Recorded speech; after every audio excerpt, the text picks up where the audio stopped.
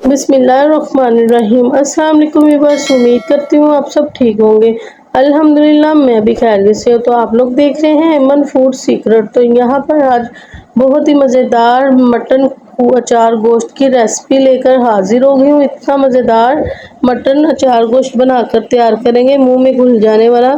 तो बहुत ही आसान तरीके के साथ, यूनिक तरीके के साथ रेस्टोरेंट स्टाइल बनाएंगे आज हम मटन अचार गोश्त की रेसिपी। तो चले आए रेसिपी की तरफ चलते हैं। तो यहाँ पर आप लोग देख सकते हैं ऑयल मैंने पहले से गर्म होने के लिए रख दिया था।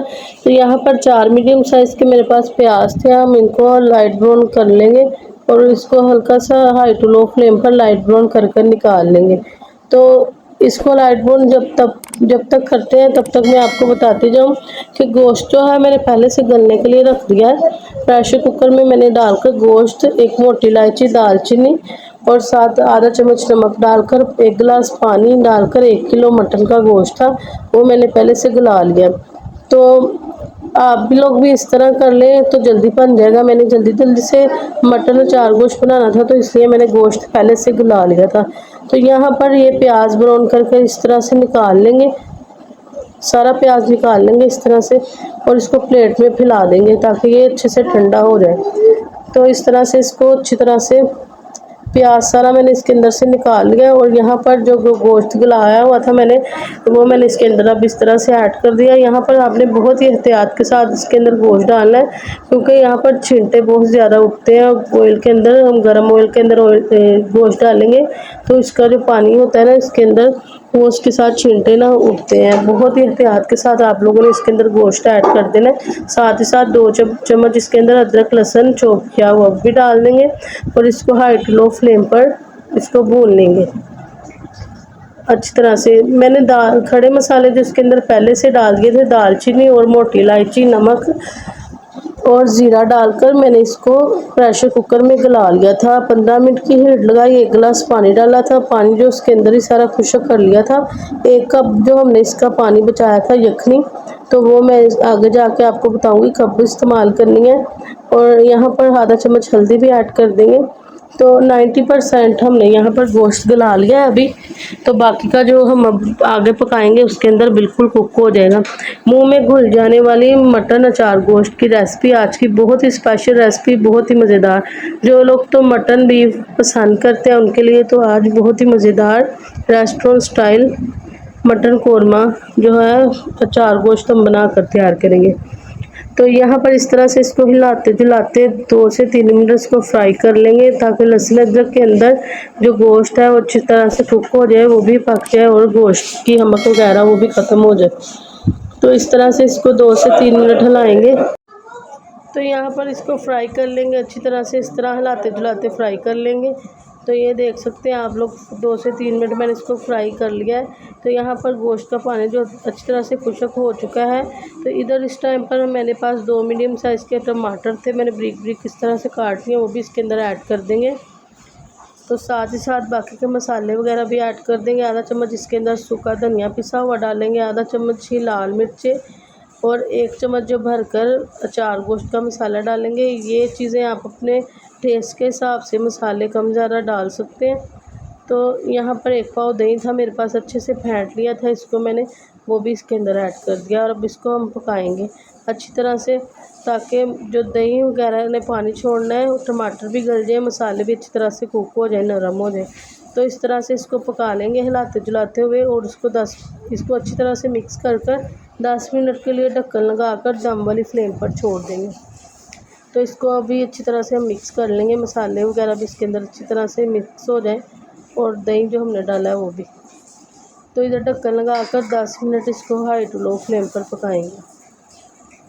तो इस टाइम पर आप देख सकते हैं यहाँ पर मेरे पास अचार गोश्त मसाला था 1 चम्मच, मैंने इसके अंदर 1 नींबू का रस डालकर इसका पेस्ट बना लिया और सब्ज़ मिर्चों को टक लगाकर उसके अंदर से बीज रिमूव कर उसके अंदर ये भर लेंगे। वो क्लिप मिस हो गया तो इसलिए मैं आपको दिखा नहीं सकी, तो आप लोग को मैं बता रही हूँ कि आप लोगों ने सब्ज़ मिर्चों को टक लगाकर उसके अंदर से बीज रिमूव कर देने और उसके अंदर मसाला जो है वो भर लेना है। आगे जाकर मैं आपको मिर्चें भी दिखाऊंगी।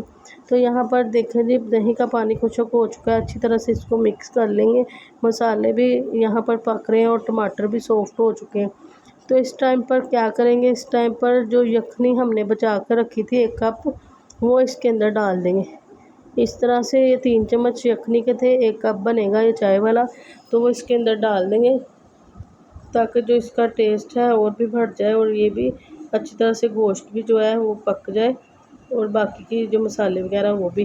तो इस तरह से डालकर हिलाते जुलाते इसको फिर से पका लेंगे 10 मिनट। जो फ्लेम है इसके नीचे लो टू मीडियम ही रहेगी, ज़्यादा तेज़ आंच पर नहीं आप लोगों ने पकाना। तो हाई टू लो फ्लेम पर इसको हम इस तरह से हिलाते जुलाते फिर से पका लेंगे। तो चम्मच की मदद से आप इसको इस तरह से 2 मिनट के बाद इस तरह से चम्मच हिलाते जाएं। तो इधर आधा चम्मच मैंने इसके अंदर पिसा हुआ सूखा धनिया डाल दिया। जो यखनी का पानी था वो तकरीबन खुशक हो चुका है। तो इधर आप ये मिर्चें देख सकते हैं, एक लंबा सा टक लगाकर मैंने इसके अंदर छुरी की मदद से इसके अंदर से बीज रिमूव कर दिए और इनके अंदर जो मसाला मैंने आपको दिखाया था मार्केट से आसानी के साथ मिल जाता है। अचार गोश्त मसाला किसी भी ब्रांड का ले लें। उसके अंदर एक लेमन का रस डाला था मैंने, उसका पेस्ट बना लिया, वो इसके अंदर फिल कर दिया था। तो इसके साथ इतना अच्छा टेस्ट आएगा ना, इसका टेस्ट और भी बढ़ जाएगा। मटन अचार गोश्त की रेसिपी है, आप लोग इसी तरह से फॉलो करते हुए बनाएंगे तो मुझे उम्मीद है कि मेरे से ज़्यादा मज़ेदार बनाकर तैयार करेंगे। तो इस तरह से आप लोगों ने इसके अंदर ऐड कर लेनी है मिर्चें, देखें जी इस तरह से, ताकि इसको इसके जो मिर्चों के अंदर जो गोश्त का टेस्ट है वो चल जाए और अच्छी तरह से ये इसके अंदर थोड़ी सी नरम सॉफ्ट हो जाए। तो मैं कहती हूँ ये मिर्च आप लोग खाएंगे तो आप लोग कहेंगे हमने कौरमा बाद में खाना है, पहले तो मिर्च को ही टेस्ट करेंगे। इतनी ये मज़ेदार लगती है और इतनी मज़ेदार जो सॉफ्ट हो जाती है और इतनी मज़ेदार बनकर तैयार होती है।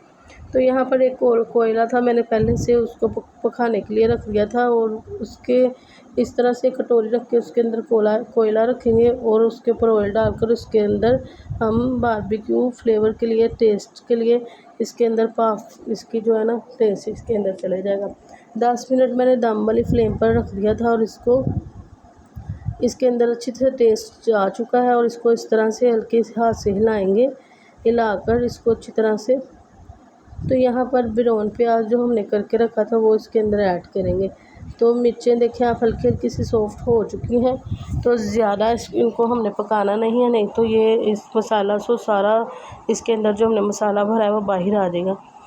तो इधर मैंने तो इस टाइम पर मैंने इसके अंदर ब्राउन प्याज डालकर 10 मिनट के लिए इसको दम पर रख दिया था। वो क्लिप थोड़ा सा मिस हो गया तो मैंने आपको इसलिए बता रही हूँ। जो मैंने प्याज फ्राई करके रखा था वो मैंने इसके अंदर डालकर तो इसको 10 मिनट के लिए दम पे लगा दिया। तो माशाल्लाह सुभान अल्लाह, मेरे अल्लाह की शान, नेमतें, बरकतें। तो ये देखें जी माशाल्लाह, लुक देखें कितनी मज़ेदार आई है। और यहाँ पर जो हमारा मटन चार गोश्त है वो बनकर तैयार हो चुका है। 1 किलो हमारे पास गोश्त था बकरे का। मटन जो हमने चार गोश्त बनाया, 1 किलो गोश्त की रेसिपी है ये।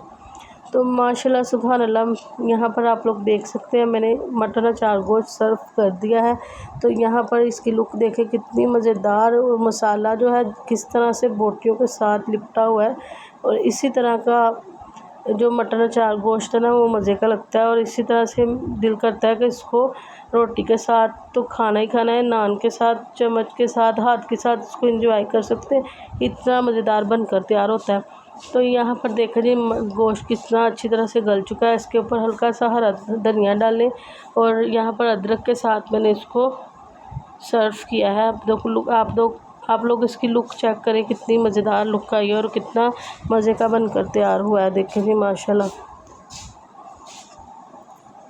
इसी तरह से फॉलो करते हुए बनाएंगे तो मुझे उम्मीद है मेरे से ज़्यादा मज़ेदार बना कर तैयार करेंगे। तो यहाँ पर देखें जी इसकी लुक आप लोग देख सकते हैं। अगर आप मेरे चैनल पे बहुत सी रेसिपियाँ देखना चाहते हैं तो इमन फूड सीक्रेट का विज़िट करें और बहुत सी मज़ेदार रेसिपियाँ उधर देखें और मुझे कमेंट में बताएं कि किस किस को मटन और चार गोश्त पसंद है और कौन लोग इस तरह से बनाते हैं।